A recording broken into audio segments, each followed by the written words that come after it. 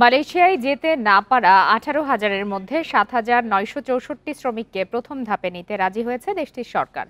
বিকালে সাপ্তাহিক ব্রিফিংয়ে একথা জানান পররাষ্ট্র মন্ত্রণালয়ের মুখপাত্র রফিকুল আলম। এ সময় এক প্রশ্নের জবাবে তিনি জানান, সাবেক প্রধানমন্ত্রী শেখ হাসিনাকে ফিরিয়ে আনতে ইন্টারপোলের রেড অ্যালার্ট জারির বিষয়ে আইন মন্ত্রণালয়ের উদ্যোগের কোনো খবর পররাষ্ট্র মন্ত্রণালয়ের কাছে নেই। এছাড়া তিনি জানান, ক্ষমতাচ্যুত প্রধানমন্ত্রীর মেয়ে সাইমা ওয়াজেদ পুতুলের বিরুদ্ধে দুর্নীতির মামলা সংক্রান্ত দুদকের কোনো চিঠি পৌঁছায়নি।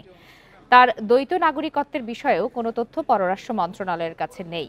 এদিকে ভারতের ব্যাঙ্গালোরে বাংলাদেশি নারী ধর্ষণের অভিযোগ খতিয়ে দেখছে দূতাবাস, জানান মুখপাত্র।